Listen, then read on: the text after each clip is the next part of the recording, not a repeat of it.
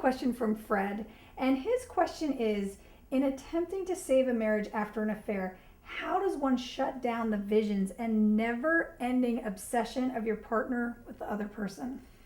Yeah, unfortunately, if I can even back up further than that, one of the biggest mistakes people make when they find out about an affair is they think that it's going to make them feel better if they find out all of the details.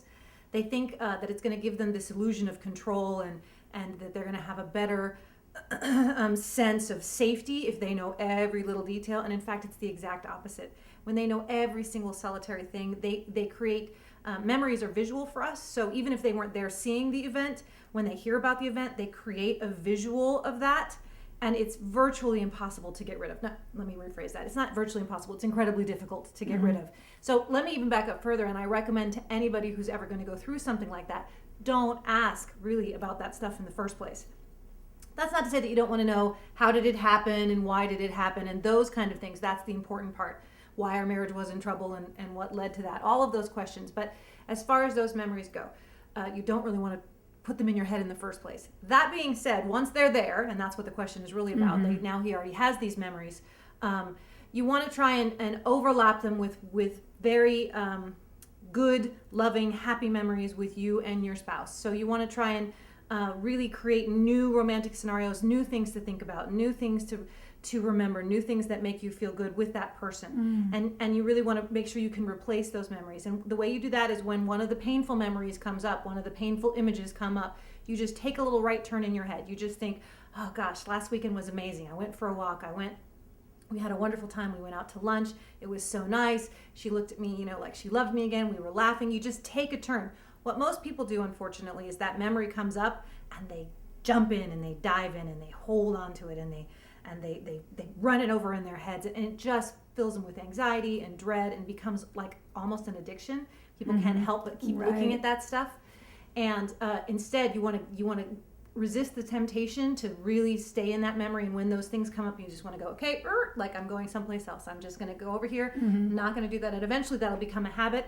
And these memories lose power over time. And these memories become the thing that you connect with the relationship and you connect with that other person. That's so lovely. So I know you've always talked about your mood is your choice. And I love the analogy that I've heard you say at other times about the train. So when the train comes up, can you share that today? Sure. Well, that's exactly what I mean. So the train comes up, the anxiety train, as it were. The images come up, and what most people do is they get on that train and that's what happened. No, that's probably not what happened. Well, she probably still loves me. Well, she doesn't really. And they just take off on the train, and that they engage in the debate. And that's why I mean taking a right turn. Don't ever get on the train. The train pulls up, the thought, the memory, and just go, I'm not getting on that. I'm going to go over here, and I'm going to think about this, and I'm going to think about how much I care about this person and our children and our family and all the things that make me happy.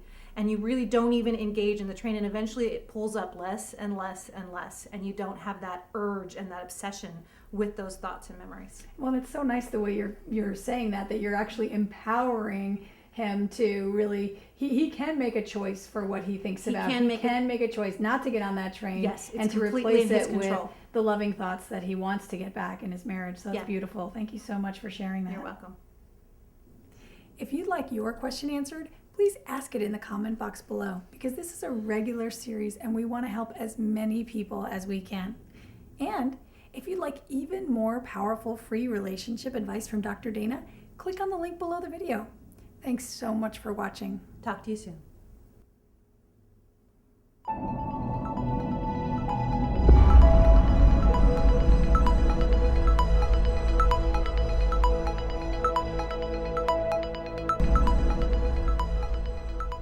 Thank you so much for watching.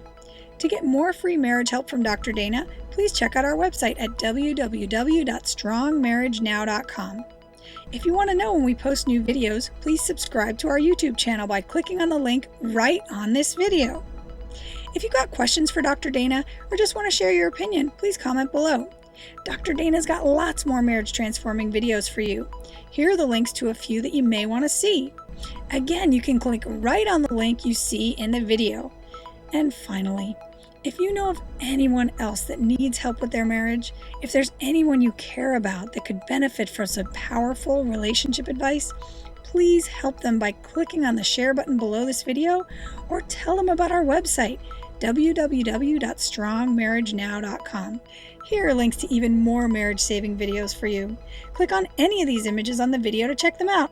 Thanks again for watching.